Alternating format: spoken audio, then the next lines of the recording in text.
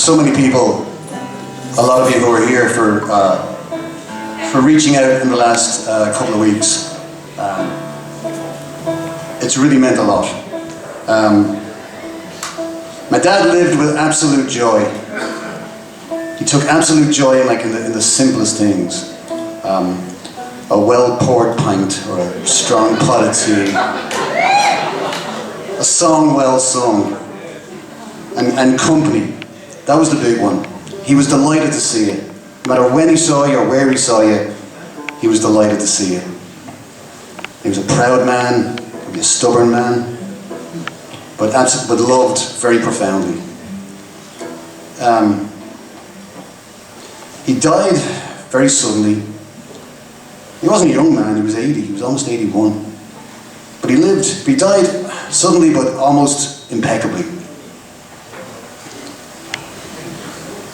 The day that he died, he had a lunch that was 2 rashers, 2 sausages, black and white pudding, toast, coffee, and 2 slices of cake.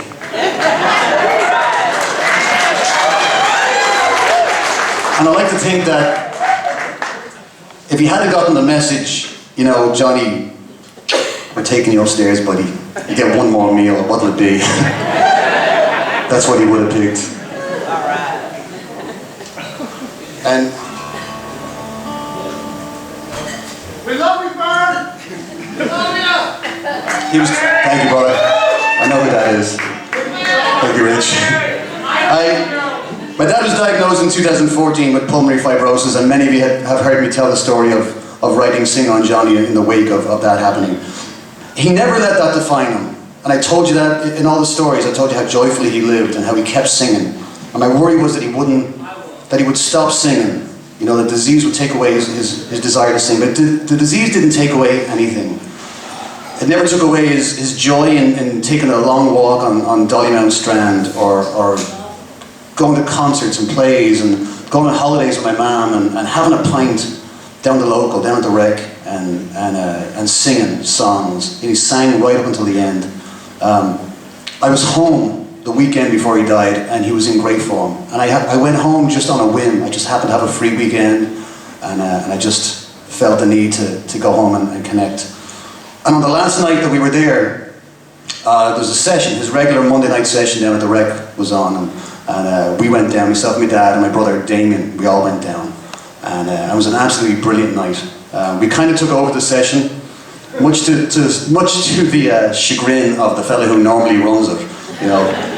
And my dad had, like, you know, some diddlement in him, and he would look over and go, "Don't worry, he'll be grand next week, you know." He'll get over it. And there are 3 of us on stage right now who've lost their fathers in the last few weeks, and it's incredible to all of us, and we're all just dealing with it in our own ways. And on this particular night, like I said, my dad was in great form. We stayed at the pub till about 1 in the morning, and then we were home in the kitchen, drinking tea and with a drop of whiskey on the side, and eating cheese. My dad always had good cheese in the fridge. And just like his last lunch, if you, like some miracle told me that I could have another 24 hours with my dad, or just one more night with him, I would do exactly the same thing that I did. We'd go down to the Rec, sing a bunch of songs, we'd have a couple of pints, have a bit of a laugh.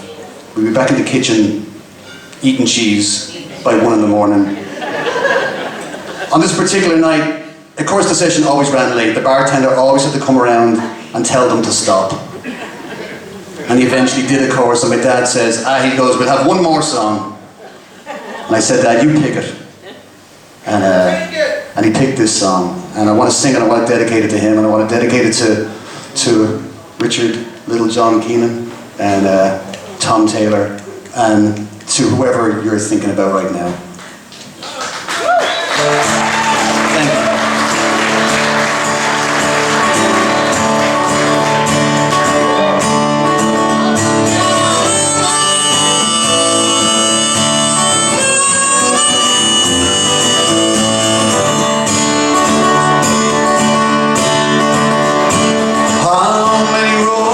must a man walk down before you call him a man? How many seas must a white dove sail before he sleeps in the sand? How many times must the cannonballs fly before the forever ban? The answer, my friend, is blowing in the wind. The answer is blowing in the wind.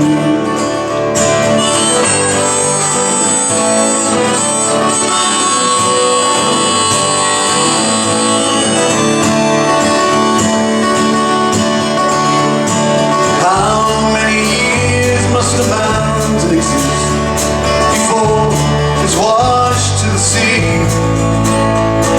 How many years must some people exist before they're allowed to be free?